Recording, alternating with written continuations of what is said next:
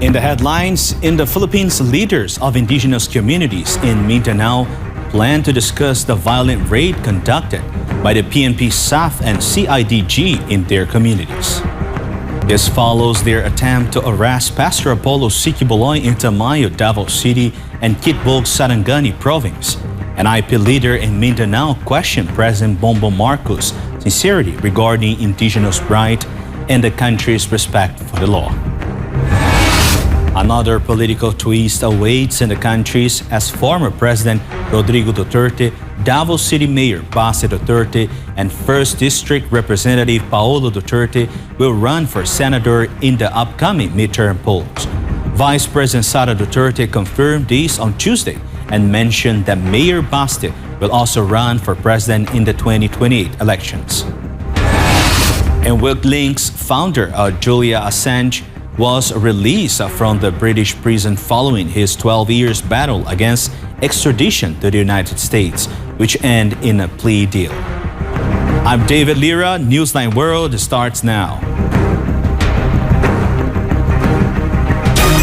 First in the news, tribal leaders in Mindanao plan to discuss the violent raid conducted by the PNP SAF and ICG in their community. This follows the warrant of arrest served on Pastor Apollo Sikiboloy in Tamayo, Davao City and Kitbog, Sarangani Province. An IP leader in Mindanao is questioning President Bongbong Marcos' sincerity in respecting indigenous rights and whether the law still holds in the country. Details from the Jade Calabroso. Filipinos continue to express anger over human rights violations under the Marcos administration. Recently, the indigenous sector suffered police brutality during an attempt to arrest Pastor Apollo Sikiboloy and others on June 10, 2024. According to Dato' Lipatuan Joel Unad, chairman of the Mindanao Indigenous Peoples Council of Elders, the Philippine National Police Special Action Force and Criminal Investigation and Detection Group raid on their communities in Sitio Kitbog, Malungon, Sarangani, and Glory Mountain in Tamayong, Davao City raises significant questions.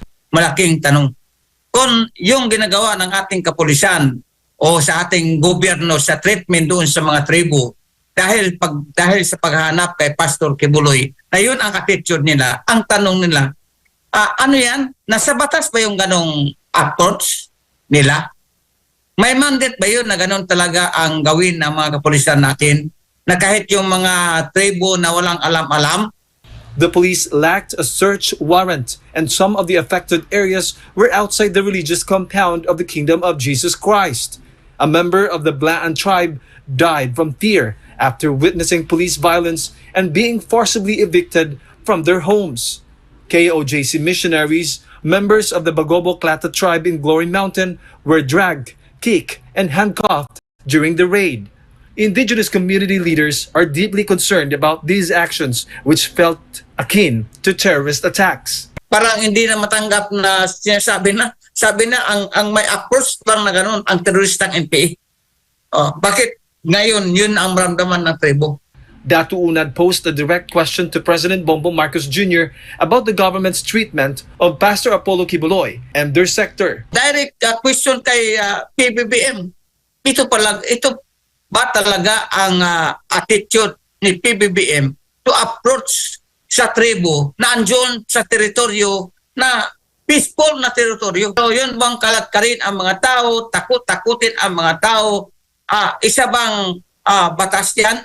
In behalf sa 18 major tribes sa the whole Mindanao, talagang that is part of discrimination yung ginagawa talaga sa officer ng PNP. Kung ito with mandate order ng PBBM, i-consider namin na si Presidente Marcos, malaki siyang parte nito. Saan ang batas?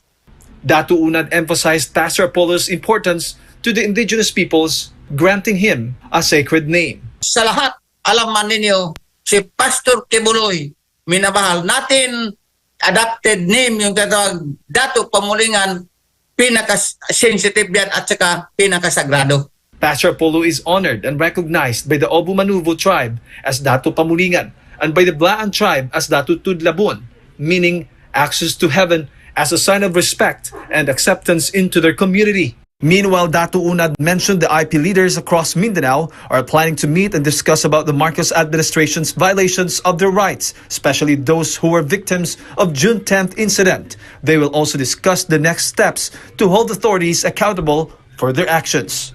For God of my beloved Philippines, this has been Jade Calabroso, SMNA News.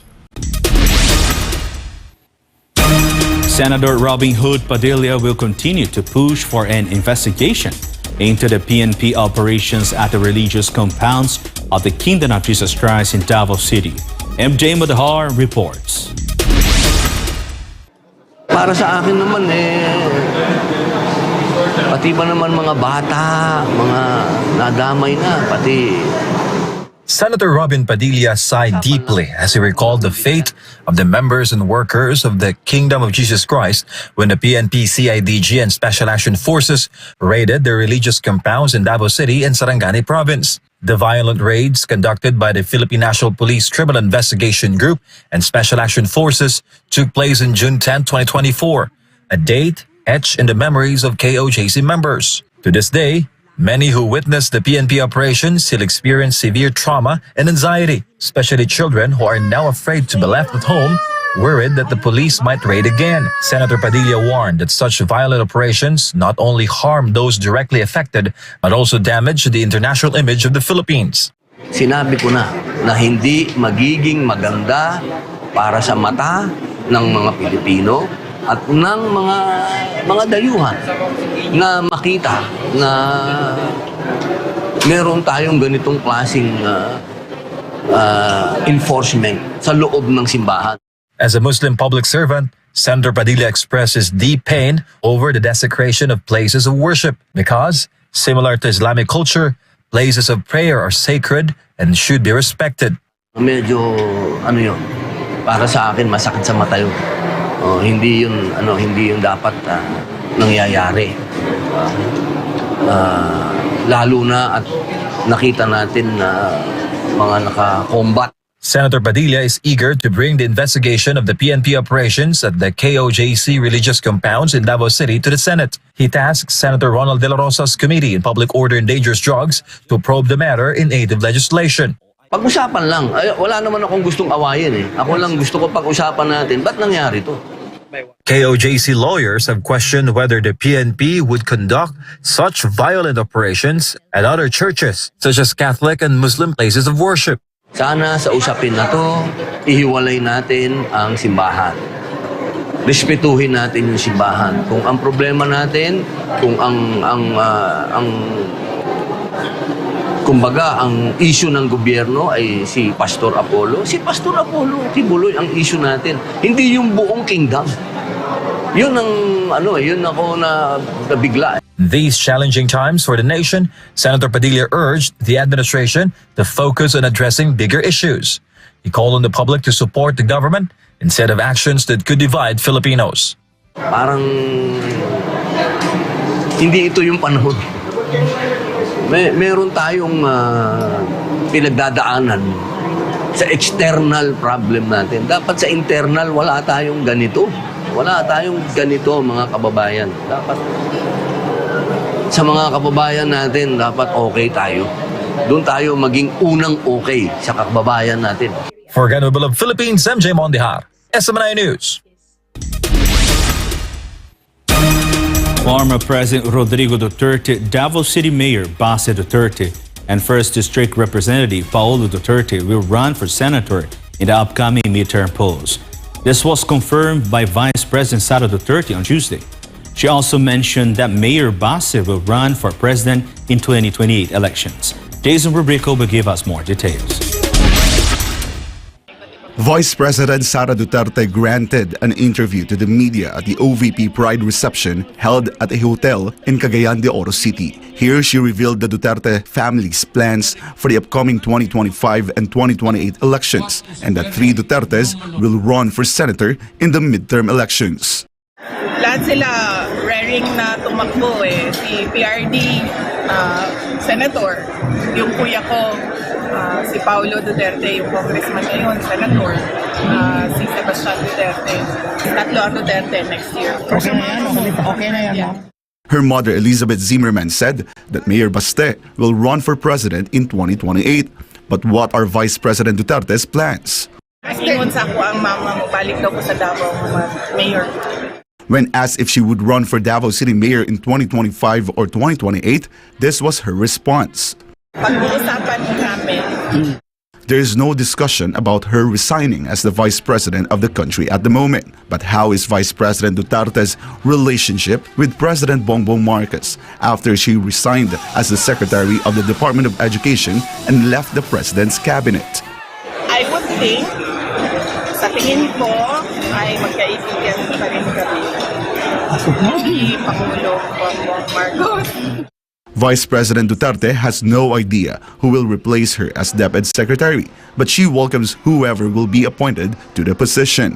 This was her response to the suggestion that the next DepEd Secretary should come from the education sector. The position of secretary is a position of trust and confidence. Tsaka pangalawa, wala mo nakalagay na requirements para sa isang education secretary. In fact, dito sa Southeast Asia, kung makikita ninyo, hindi lahat ng mga education secretaries are from the education sector. Unang-una talaga, kapag secretary ka, kailangan talaga isa kang leader at isa kang manager. Meanwhile, the Vice President was asked about her viral video regarding the scar on her neck. Hindi naman na siguro kailangan i-interpret yun, very straightforward yun. Tinanong ako kung ano yung sugat na nasa leeg ko at sinabi ko na sinabi pa nila ako i-urgur pero hindi sila nagkagulat. Sino ba yan sila, Vicky? Silang lahat. Vice President Duterte had no comment on House Speaker Martin Romualdez's recent statement expressing that he misses her. For God and my beloved Philippines, I am Jason Rubrico, Azimino News. Former Chief Presidential Legal Counsel Attorney Salvador Panelo strongly disagreed with the court's decision to acquit former Senator Leila de Lima of her drug case. For de Lima, spending almost 7 years in prison was an absolute injustice. Meanwhile, Attorney Panelo says that she may have escaped the law of the land, but she cannot escape the law of karma. This story is from Sara Santos. Ako po ay salungat sa desisyon ng korte.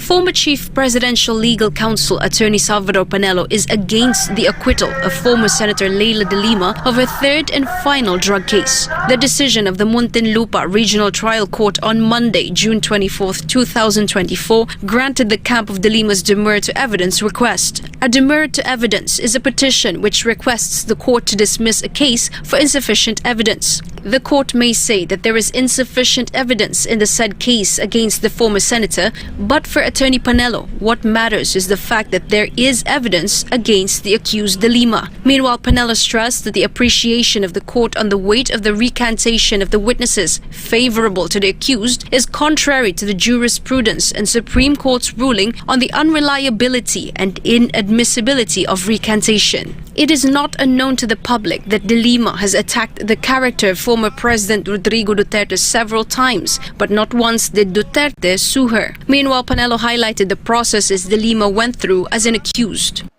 Number one, hindi naman nung si Presidente Duterte na ang nag-aaya ng kaso sa kanya.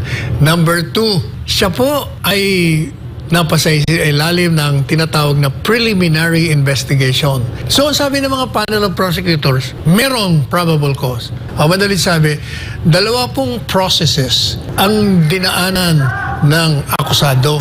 Kaya hindi niya maaaring sabihin na nagkaroon ng inustisya. Si Presidente Duterte hindi nakialam. Hindi naman siya pumasok sa proseso. For de Lima, her almost 7 years behind bars was an injustice. But for Attorney Panelo, this was the right payment for the crimes committed by the former lawmaker.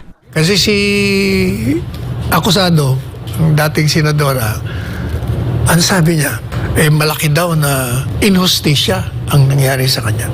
Sabi ko naman sa aking statement, wala pong inhustisya sapagkat kung totoo man na ikaw ngay walang kasalanan dito sa demanda sa'yo sa illegal na droga, yung 7 taon mong pagkakulong, yun ang bayad mo sa krimen na ginawa mo laban sa dating Presidente Arroyo nung ikaw ay lumabag sa order ng Korte Suprema na huwag mong pigilan ang dating Presidente Arroyo na lumipad papunta sa ibang bansa upang magpagamot sapagkat may sakit.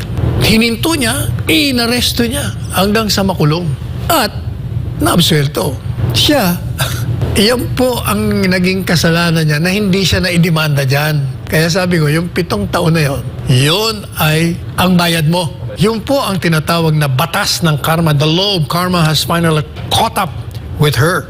She may have escaped from the law of the land, but the law of karma hindi niya matatakasan. In the end, the former chief presidential legal counsel gave an advice to the former senator publicly, and that is to move on. Mag-move on ka na and learn from the lessons of the past. Matuto ka sa mga nangyari sa iyo nung mga nakaraang taon. Because if you do not learn from those lessons, they are bound to happen again. For God and my beloved country, the Philippines, this has been Sara Santos, SMNI News. After years of illegal battle against extradition and enduring isolation inside of a maximum security prison, WikiLeaks founder Julian Assange has finally walked out of jail following a plea deal with the United States. Trisha Molina reports.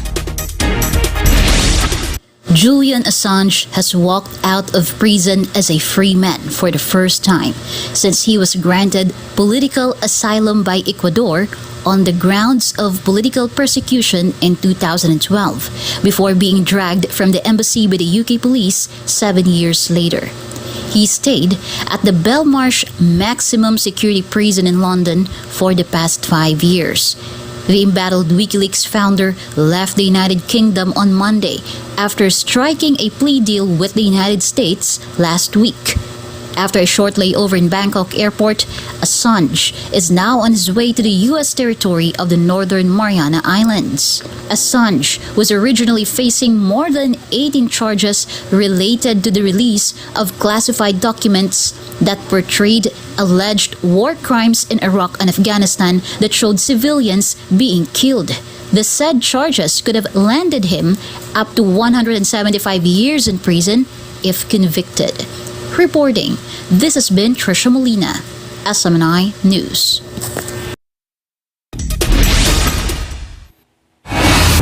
Up next, Iran and Bahrain signal readiness to restore diplomatic ties after nearly 8 years of political rift.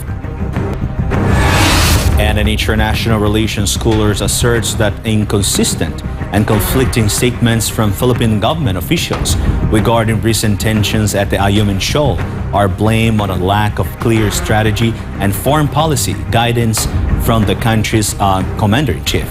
More news after the break.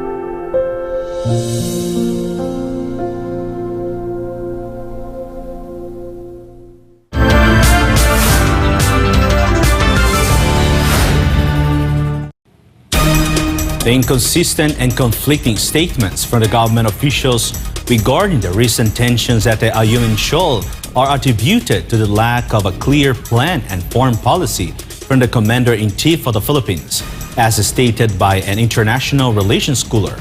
Here's the report by Almar Fusuelo. Tension flared again on June 17, 2024 in the disputed waters, particularly at the Ayungin Shoal, following a humanitarian rotation and resupply operation by the Armed Forces of the Philippines or AFP to the rusting ship BRP Sierra Madre. As a result, Filipino soldiers were reportedly subjected to inhumane treatment by the Chinese Coast Guard, with the Philippine Navy personnel losing a finger. After the incident, the Chinese Coast Guard was the first to issue a statement saying that Filipinos violated the International Maritime Collision Avoidance Rules. For the AFP, the actions of China were aggressive and barbaric. The AFP further stated that China is the primary cause of tension in the area. A few days after the incident, Executive Secretary Lucas Bersamin said it was just a misunderstanding between China and the Philippines. However, Defense Secretary Gilberto Chudoro later contradicted this, stating it was not a misunderstanding and that China's actions deliberately prevented the Philippine mission. This has left some Filipinos confused about the Philippines' stance on the matter. In an interview with SMNI Radio, international relations scholar Sas Roganto Sasot attributed the ongoing conflict in the South China Sea to the lack of a clear blueprint from the Philippine president. So ngayon, it seems that the architect of the foreign policy of the Philippines doesn't have a clear blueprint. Alam niyo naman, no? If you have a clear blueprint, if you are an architect, if you are a good architect, then the engineer would be able to build a good bridge, a good building, a good structure, and follow that blueprint. She added that the lack of a clear plan from the president confuses the operations of those below him. So ngayon, nakikita natin na it seems that at the operations level, the engineers of the foreign policy is not following the blueprint dahil iba-iba sila. So parang sa mga religious, no, parang ngayon silang nasa Tower of Babel. Hindi na sila magkaintindihan. Tayo rin hindi natin sila maintindihan. Ano ba? Yes. Ano ba ang gusto niyo talaga? Gusto niyo ba ng diplomasya? Do you want to classify this an armed attack? Is this an accident, an aggression, an armed attack? Kasi iba-iba na yung sinasabi ninyo eh. Sasot also questioned the media for giving airtime to a retired American Army officer whose statements seem to push for conflict. Ano ba ang layunin ng US military? Ang US military po ba ay platform of diplomacy? Hindi, di ba? Ang US military ay platform of war. Hindi ba? So ngayon, ang US military, they would like to escalate the situation because that's their intention. Mawawala ang kanilang purpose. Kaya hindi na rin makakaila kung bakit ganito ang linya ni ex-US Air Force Officer Ray Powell na sinabi niyang be careful in its efforts to de-escalate. Another point of confusion that puzzled Sasot was the inclusion of an underwater specialist in the resupply mission, considering the stated purpose was simply to deliver supplies. Well, marami din tayo hindi naiintindihan sa nangyaring resupply mission, no? At mas magandang mahimay ito. Halimbawa, Admar and Pilita, no, ngayon ko lang nalaman ng may mga kasama pala doon na underwater operations specialist. Underwater operations specialist. Akala ba namin resupply? Bakit may underwater operations specialist? Ano ba ginagawa ng Navy na underwater operations specialist? It can be recalled that Senator Cynthia Villar previously said that to avoid conflict in the West Philippine Sea, only the Coast Guard should go there and not the military. Meanwhile, Sasot couldn't help but compare the management of the previous resupply missions.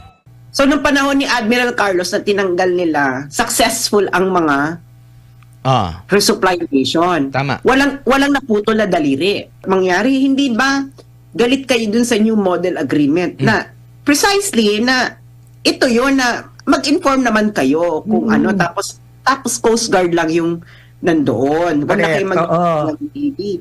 Tapos, itong sige po, hindi pwedeng magdayo humingi ng permission. Okay. So, nasunod yung gusto ni Gibo. In the end, Sasot issued a challenge to current leaders of our country if the Philippines opts not to engage in dialogue with China. Siguro Sas, bilang panghuli na lang. Oo. Bakbakan.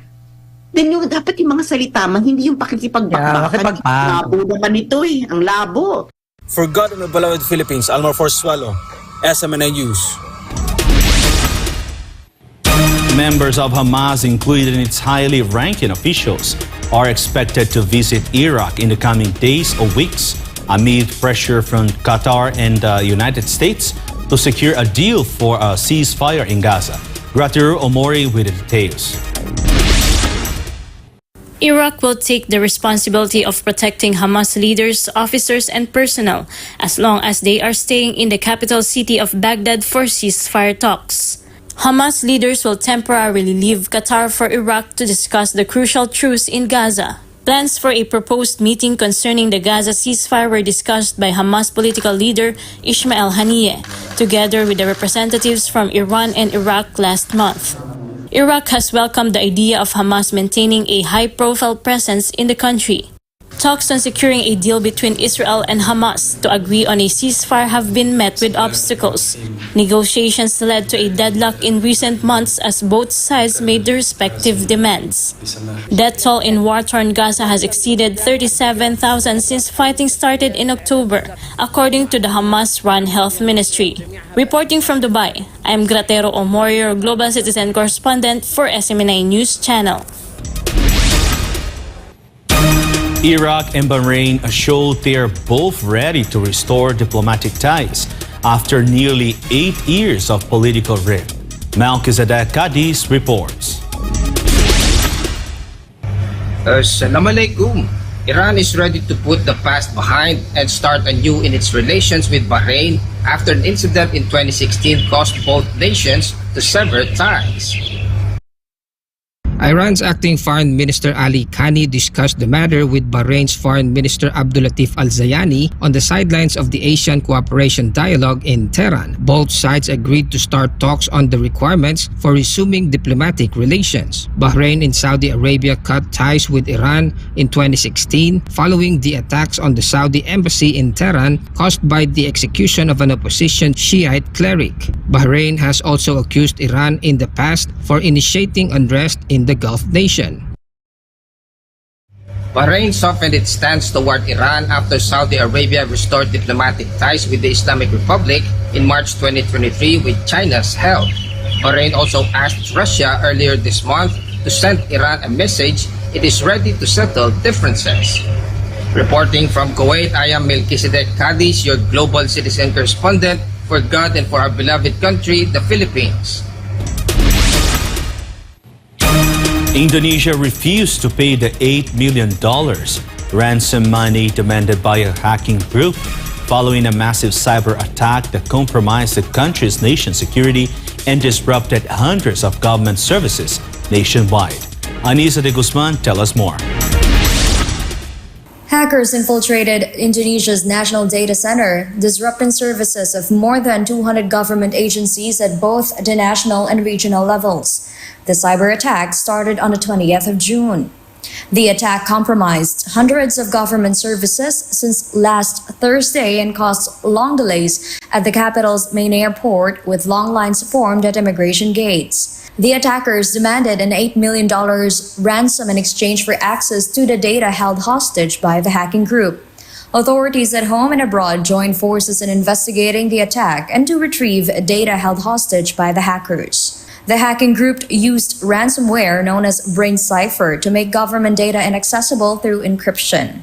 Immigration services at airports and elsewhere are now functional, but efforts continue to restore other government services. Reporting from Thailand, I'm Anisa de Guzman, your global citizen correspondent for God and our beloved country, the Philippines. The head of the United Nations nuclear watchdog emphasized Brazil's growing global importance when it comes to the field of nuclear technology during his recent visit to the South American nation. Federico Veloso has the details. Rafael Mariano Grossi, head of the International Atomic Energy Agency, highlighted how nuclear technology remains a force for good, especially when it comes to addressing climate change and hunger, with Brazil's potential to make the ambitious initiative a reality. According to Grossi, a global energy and nuclear debate without Brazil makes no sense. The chief of the said agency visited Brazil as part of a 3-day program where he delivered a lecture at Rio Branco Institute, a top diplomatic academy in the Brazilian capital. His lecture focused on the positive impact of nuclear technology on peace and development. Brazil currently operates 2 nuclear power reactors, while a third is still under construction. The country also plans adding 10 gigawatts of nuclear energy in the next 30 years, which is enough to provide power for about 10 million people as part of its 2050 National Energy Plan. Scientists have described nuclear power as the way to bridge the energy gap that is clean and reliable, as most nations worldwide aim to achieve net zero emissions by 2050. This has been Federico Veloso, your global citizen correspondent for SMNI News.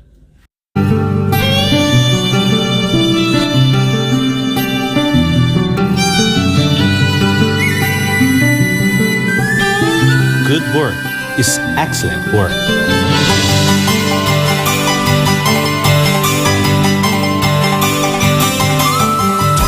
And that's all for this edition.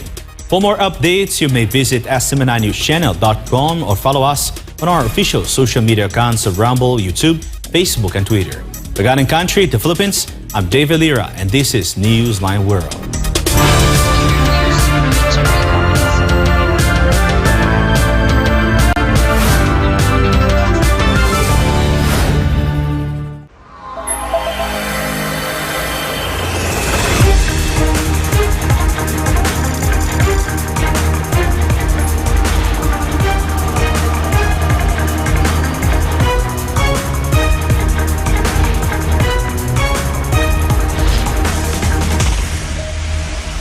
This is SMNI News Channel. Truth that matters.